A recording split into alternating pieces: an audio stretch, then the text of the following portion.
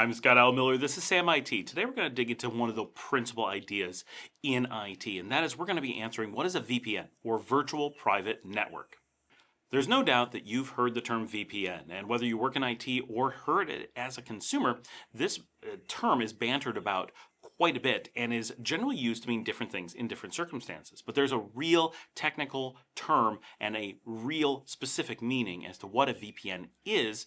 And it is true that most of the times that you hear it used, it is someone using a VPN for some purpose, and they're implying the purpose. This is a confusing situation, so we're going to dig into that a little bit. But first, let's explain what a true VPN is and why it's called a virtual private network.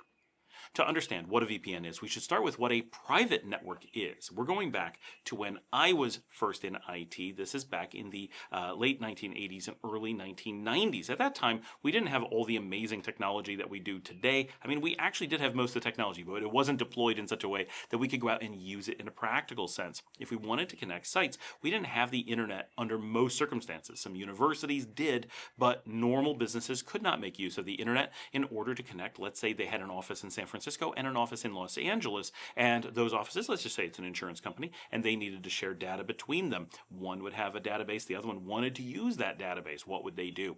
They would get a private network. What this involved was running an actual cable. They wouldn't do this themselves. They would contact, almost certainly, AT&T or someone like that. Could be Verizon or WorldCom and all these different UUNet that existed back in those days, and they would actually run a physical cable connection of copper that ran from Los Angeles to San Francisco and would connect those two offices. It was, for all intents and purposes, a phone line that ran directly from one of them to the other. Now, many of you who are younger and are picturing the old days, right? You didn't experience it directly in an office. You probably are picturing the old modem sounds and all that screeching on a 33 kilobit per second line, and that's what you're imagining is going on. That is not what we're actually talking about, although that would qualify, and there was times that we did some of that. What is generally done in these cases is that they either used a very small digital phone line. These have existed for quite some time, so these are a bit faster.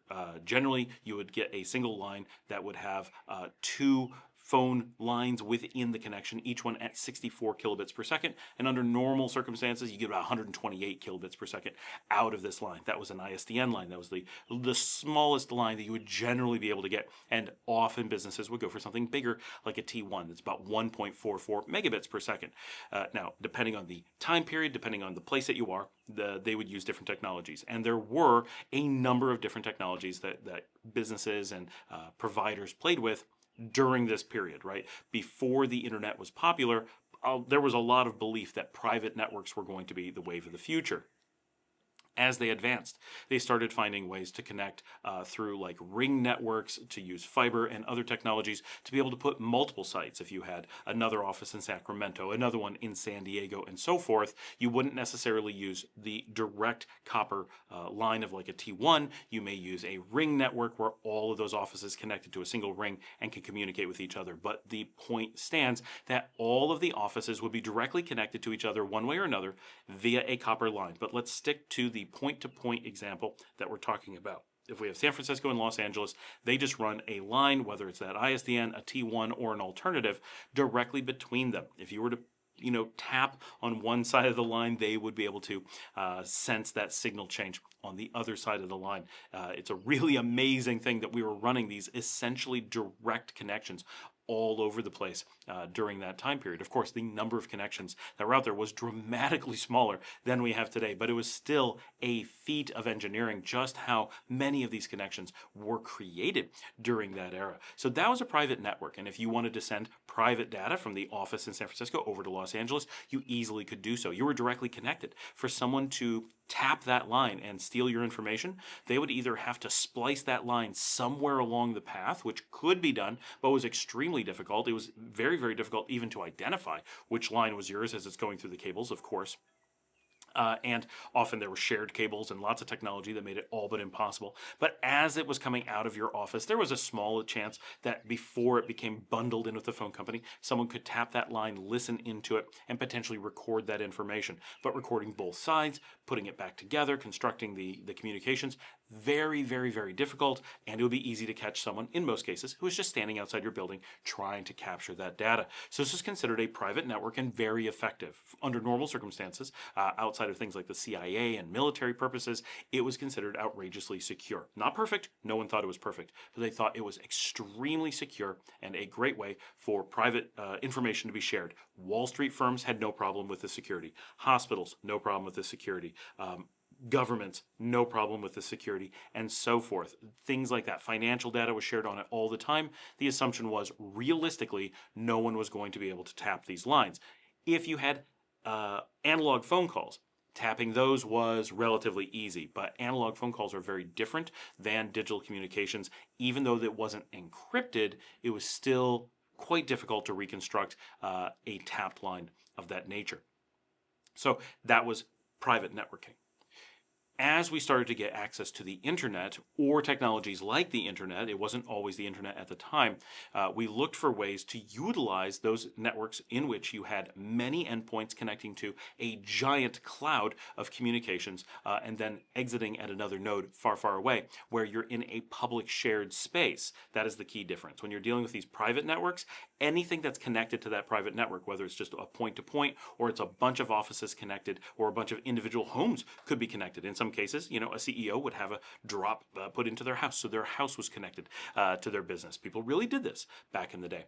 And once we had that internet and we had a shared interconnection technology rather than a completely private one, people were afraid that if they put their data onto that line, that there were many different points along the path that someone could tap that line and intercept their communications, primarily inside the offices of the companies that were involved along the path. And quite often there were many companies involved along the path, whereas if you were getting a direct line, some from AT&T as an example, from San Francisco to Los Angeles, there was no company involved except AT&T. And so you only had to trust AT&T. And if data was stolen, you'd of course go and have a chat with AT&T about that. So there was someone to hold accountable and there was some identifiable parties involved. Once you went to the internet, you have an unknown number of parties involved. None of them are necessarily, or most of them, are not your vendors. They don't have any particular need to be beholden to you, and so forth. And there are many entrance and exit points and opportunities to hijack information. Now, still, if you simply put information directly into the internet, it was generally relatively secure because there wasn't really obvious ways to just grab it all over the place. So you most of the time didn't need additional security, but you were definitely not as secure as those private networks had been just before. So as the internet began to become more prevalent, one of the things we were concerned about was recreating this security level of the past, and importantly, the behavior of the past, which we'll talk about in a second, in order to move forward in a cheaper way. So these, as you can imagine, a dedicated line between two places was outrageously expensive and very limiting. If the other location was to physically move to a new office, you'd have to run a new line or massively adjust it. These are big cost items. If you added a new office somewhere, you may have to completely redesign your network infrastructure and so forth. But what you had was a number of offices that were tied directly together. So the trust, the speed, you knew everything on that line was your own traffic. You could trust anything that went across it, which was a dangerous thing to do, right? This trust anything that's connected to you mentality. And that's where the Citadel knowledge of the land, or Citadel approach to land security, originated, because we used to feel if you could physically connect to us, that was good enough. That was the security. If we let you in the building and you plugged in, we trust you. And so that's, if you're famously looking at old movies, and that's what people do. I just gotta get inside the building and hook up my computer. That's where that comes from, right? There was a time where that would often be effective. You may still need a password, but people had very simple passwords back then.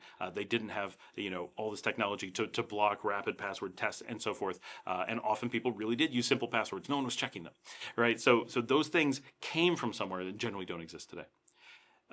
once we had the internet, people were like, this is so much cheaper. We already have internet access at all these different places, or we want it.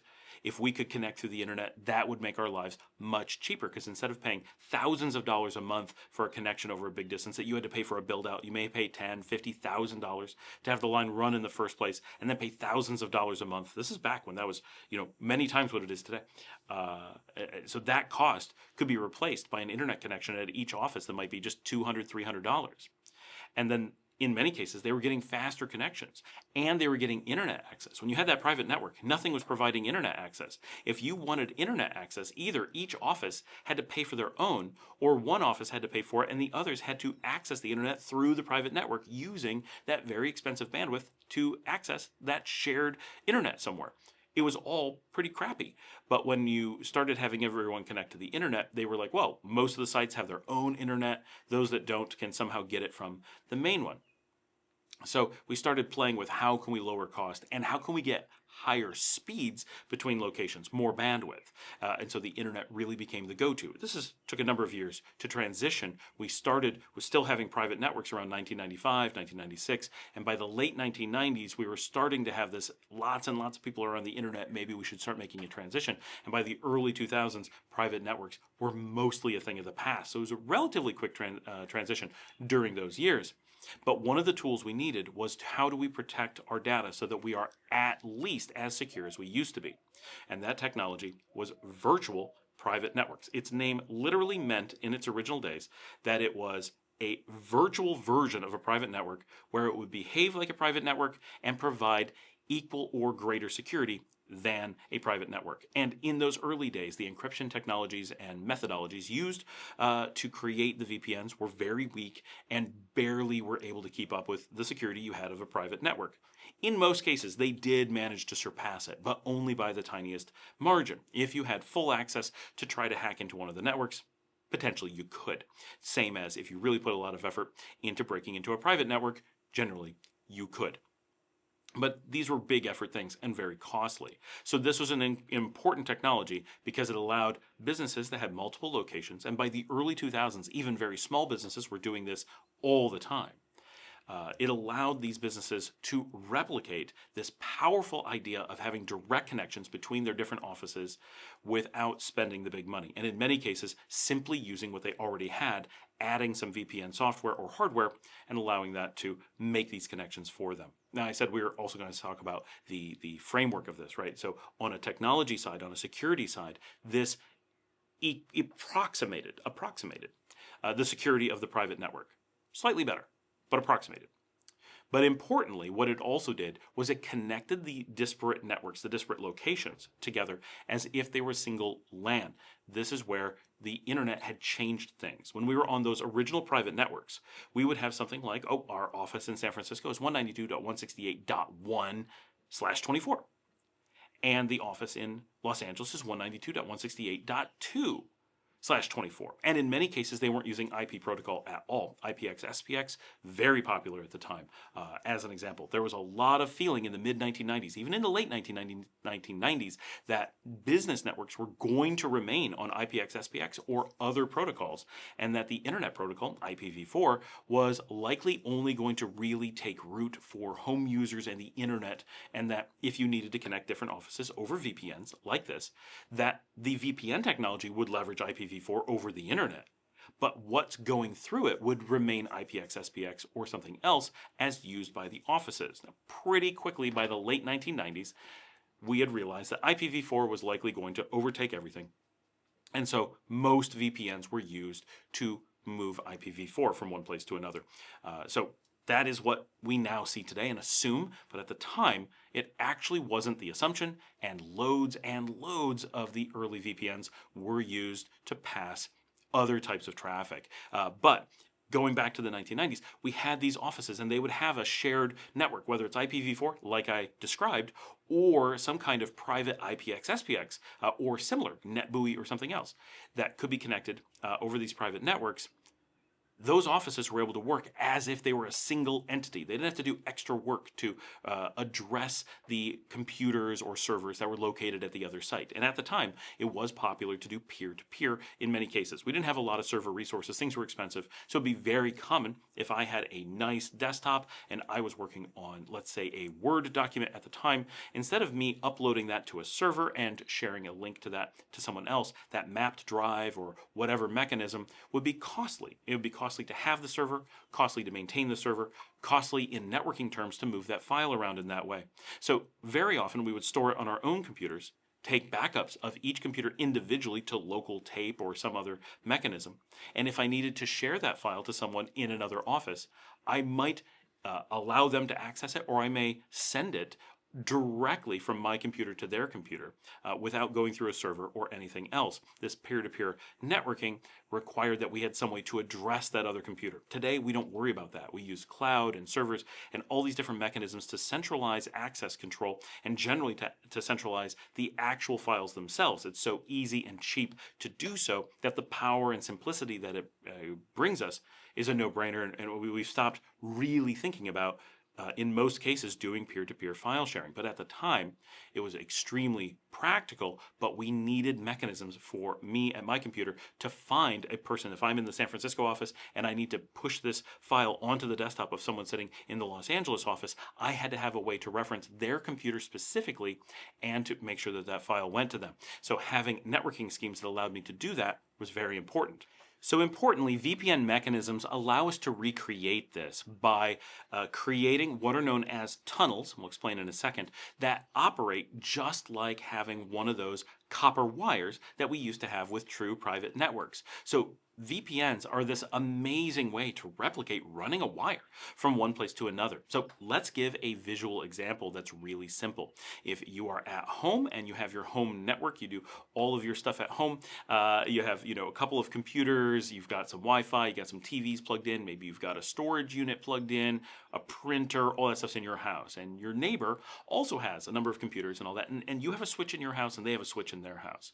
Well, if you had a VPN, if you wanted something like a VPN, you could create a private network between you and your neighbor's houses without a VPN. Ignore that I said that. We're going to literally take a long Ethernet cable, plug one into your end into your switch, run it through the yard, and plug the other end into their switch. Presumably, it's not raining. We should be okay. Your houses will connect to each other and be able to talk. They will talk whether you're all using Internet Protocol, IPv4, or you could experiment and find some old implementation of IPX, SPX, or something like that, and turn that on and use that and connect all of your devices through that. If any of those devices support it, that would be a miracle. But you could do some interesting experimentation. You could do everything over IPv6 if you want. You're on one big switched network. There is nothing between you physically. It's just two switches with a cable between the two. So if you're used to networking at all, this is a really easy visual. You're like, okay, it's just a long wire between the two sites. Now, what if you didn't have a way to run that wire between your houses? You're not actually neighbors. You live nearby,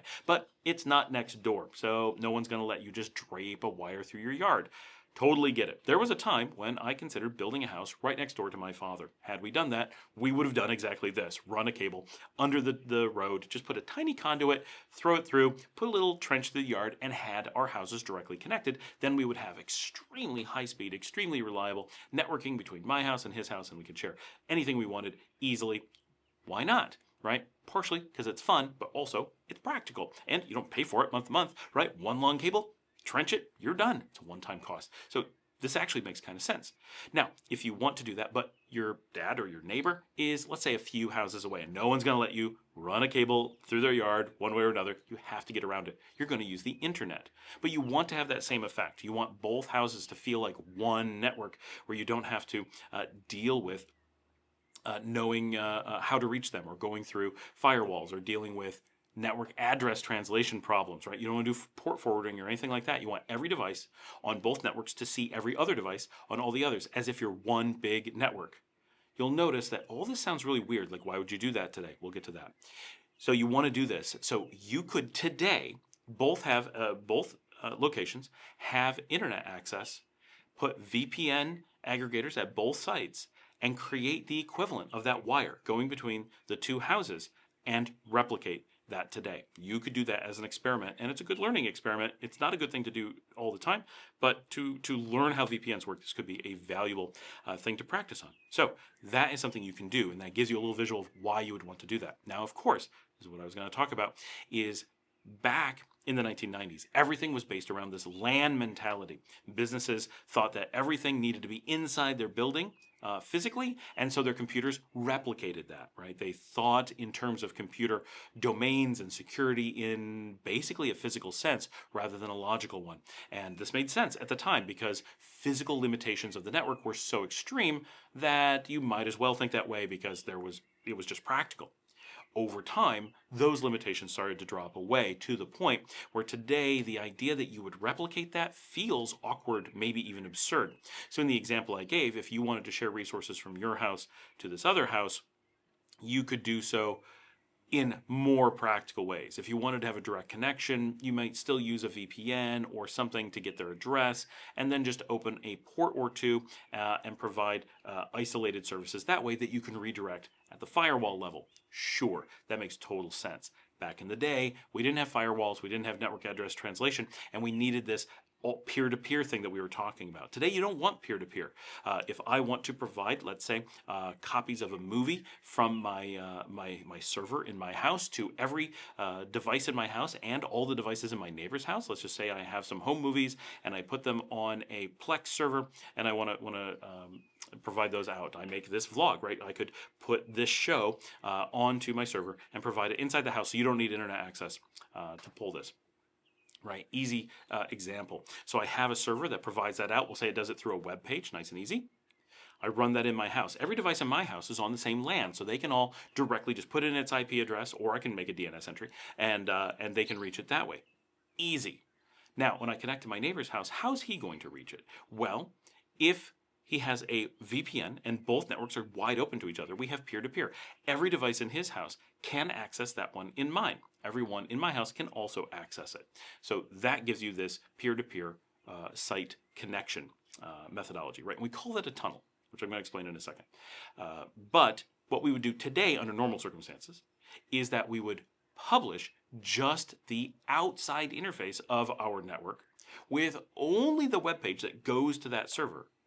And if I needed to lock it down to just my neighbor, I would just get his IP address or just use a username and password or a key of some sort that comes from his house. And then whatever device he has in his network, even if it's in a different location, maybe it's on his cell phone and he wants to take it to the cafe, he can access my videos that I'm putting online in my house from there nice and easy. So we have different needs today. We didn't used to have to deal with mobility and such when we were first putting in VPNs. So a lot of the logic behind them was based on this lack of mobility. So let's talk about these tunnels and what we mean. So when we're talking about traditional networking, if you've studied the OSI stack from ISO, it talks about encapsulation layers. And if you haven't, this is one of the best things you can do to understand networking. And I understand that this is not taught today the way that it was in the late 1990s. And I hated learning this in the late 1990s. But honestly, of all the things that I learned in networking, this one thing turned out to be this really useful tool that I use to understand all kinds of troubleshooting and networking all the time. And everyone I know who doesn't understand it fails to understand what's going on with their networking at one point or another simply based on this one thing. So I highly recommend that you do take time to study that, even though it's boring and seems pedantic. Okay, so as we go through the OSI stack, each layer encapsulates the layer beneath it. That first layer is just an envelope, is often how we think of it. We think of that first layer of this is my MAC address and I put it in an envelope. Then I get an IP address, I put that in an envelope. Then I get a port number and I put what I had before in an envelope, right? It's a bigger and bigger envelope containing the information inside an envelope plus the information of the layer before. I'm oversimplifying. I expect you to know the OSI model. We'll do videos on that separately. What we do with a VPN, because with a OSI model, normally, each layer is not encrypted. If something wanted to see what's inside the other envelopes, they can just look. They don't because it would be impractical, but they could. There's nothing stopping them. With a VPN, what happens is the last envelope that we're going to hand off to the VPN is put into an envelope. It is an encrypted file that the VPN itself, the software of the VPN, encrypts that final package, often using a technology like SSL/TLS, but it could be something else. There's other technologies for that, but that's a popular one and one that people are familiar with most of the time if you're just learning about VPNs. So it encapsulates this in an encrypted envelope and then sends that through the wire normally to a point on the other end. The other side of the VPN is just another endpoint on the internet that receives that. It has a port, has an IP address, just like anything else. It has to. That's how the internet works.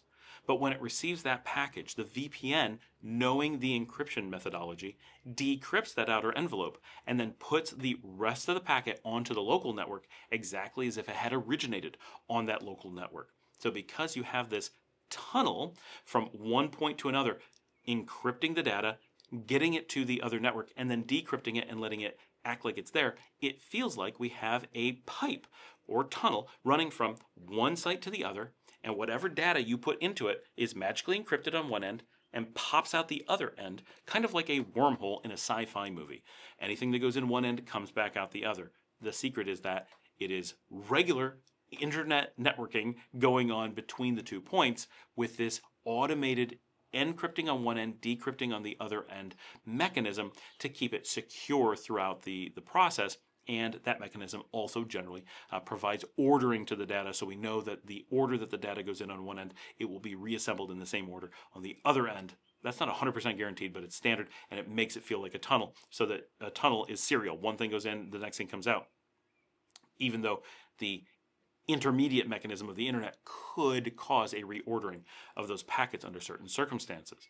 And so the best way to think of it is creating an actual tunnel from one place to another. Now, in all the examples, we've been talking about traditional private networks where on one end it was a LAN, a local area network with a number of computers and users, and it had a tunnel that connected to another LAN, and the two LANs connect to each other. Today, we refer to this as site-to-site VPNs. But the VPN itself doesn't actually specify that this is how it would be used. There's no reason that one end of that tunnel couldn't go into a normal computer and your endpoint be a single computer rather than an entire network.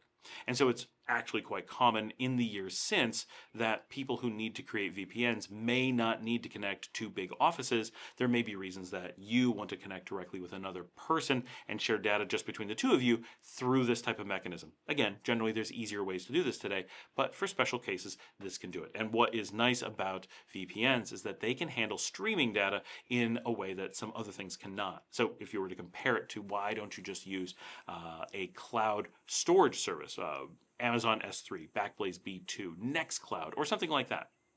Those mechanisms are fine for moving a file, could be a big file, keeping it secure and making it accessible from multiple locations. They're great for that. But what if you wanted to stream video data or live audio data between those locations? Well, it doesn't handle that. It handles single file placement and retrieval. So having a VPN makes it like your two computers are sitting next to each other. So if you're just passing a file between, it feels impractical. But if you're streaming data and lots of different types of data directly between them, it minimizes the number of hops and mechanisms necessary to transfer that data while keeping it very secure, but also providing this addressing handling that makes it easy for two machines to communicate. And that may not be apparent in all the things we were talking about. If you had those two original networks, Los Angeles and San Francisco, and you decided that you wanted a private network, but it was too expensive, and so you're going to use the internet. If you simply connected both of them to the internet, they would not actually be able to talk to each other under normal circumstances. So believe it or not, in the very old days, when we were first putting offices onto the internet, it was actually common for an office to have a unique public IP address for every single computer, printer, server, everything. And they would just hope that people wouldn't try to break into them. They would directly access them. They would often have a router that connected their network to the internet, but they didn't have a firewall on that router, and they didn't use network address translation. For the last 20 years, network address translation is so assumed that the idea that you could have a public network on the internet actually doesn't occur to most people. Even IT professionals are a little bit like, wait, you could do what now? So this was a different world. Today, we always have a firewall. We always have private networks behind the public IP address of our home network or our office network or whatever, but the world was different then. So companies would be completely exposed. This was a major problem. They were able to transfer files and do things directly because they were exposed. Like everybody in the world was, it was like a free-for-all of every single office in the world was basically all opened up to each other. The concept of the LAN was gone from a networking perspective. This threw people off a lot, of course, extremely quickly. People either just refused to get on the internet that way, or they started developing things like firewalls and network address translation. Before they had NAT, they actually used firewalls in their routers and would still have those public IP addresses, but block traffic from going to them. Later, they started this idea of, well, if it's not going to be online, why does it have a public address? It doesn't need one. We can pump everything through one address, and we really did improve things significantly. And there's a reason why we thought we were going to run out of those IP addresses so long ago and yet are still able to use them, because we went from no network address translation to extensive network address translation. We went to the point where it used to be every single device had to have an IP address to now it's 1 in 1,000 may need to have a public IP address. So things really are quite different today. Because of that. So because of that change, there was this time period where people were wide open. We needed to have this VPN to secure the traffic between the sites, but also once we had those firewalls to create that tunnel so that this isolated private network and this isolated private network somewhere else could speak directly to each other as if they were side by side. So that is the foundation of a VPN. Now, in the time since then, VPN technology and VPNs themselves have been applied to a great number of things. The most common example, of course, but you may not think about this, is the encapsulation of web traffic. If you've ever gone to a web browser and said HTTP, that is a standard wide open website. HTTPS is applying a very specific case, isolated purpose VPN to just the traffic of your web page between the server and your browser. It actually creates a tiny momentary VPN tunnel between the two, using the same technology as many popular enterprise VPNs. So that's where we use it every day. VPN technology hasn't gone away. It has simply moved into different spaces and is far more practical in a world where we no longer want to recreate these LANs that we used to have. That's generally not something that people want. That brings a lot of problems and a lot of security risks. So generally VPNs in the traditional sense are avoided because they represent security problems rather than security solutions. In the old days, we felt we had to have LANs, and in order to secure those LANs, we needed something like VPNs. So VPNs started off in a really useful role. But over time, we've come to realize that LANs are insecure, and using VPNs to try to keep being able to keep insecure LANs going, even when we no longer need them in the modern world and by default you would never have one, is probably a bad thing. So in many cases, VPNs today represent security failures or an inability to modernize rather than a security mechanism, even though they were originally designed to be a security mechanism. But that initial use, right, was always to punch a hole through the firewalls to allow the private network on one side to be exposed to the private network on another, lessening the security. Of course, you need to lower security in order to have some types of communications, so that's okay. But that lowering of security is something we generally don't need today, and so reintroducing it is something we generally don't want to do. Now, for many consumers, you may see VPNs being used for things like changing your physical location in the world so that you appear in a different place to Netflix. That is, in most cases, a true VPN technology that is being used. They're simply taking VPNs as they used to be and using those tunnels to move the traffic from wherever you are and pumping it out to an endpoint on a known place on the internet in a city where you want to represent yourself. It's still a VPN. It's just being used in a slightly different way, but all the actual technology of simply encapsulating packets going onto the internet into an encrypted container, getting to the far end, unencrypting it, and throwing it out wherever it starts from is still the same. It's just putting that endpoint of the internet, of the VPN directly onto the internet rather than into a LAN or into an individual server. And of course, over time, we have figured out how to replicate those more complex networks that we did with private networks back in the day, where we had many computers connected to a ring or something. We replicate that in VPN technologies. We have VPN aggregators that allow many different VPN endpoints to connect to a single VPN device, and in many cases, transfer data between all of the endpoints going through a single central hub. This is called a ring and spoke network, which can be very effective, but also, again, very dangerous. The more things you connect to a VPN that are able to see each other, the more you have exposure between those endpoints. One virus, one bit of ransomware may work its way through the entire network. So generally, we want to avoid VPNs. VPNs enable the most dangerous aspects of modern networking when used in a traditional way. When used in a new way, we often don't think of them, just like with your traffic for your website. We don't tend to refer to that as a VPN, even though that's actually what it is. But understanding VPN as a technology, as a tool in an IT tool set, helps us see that it's being used in many different cases.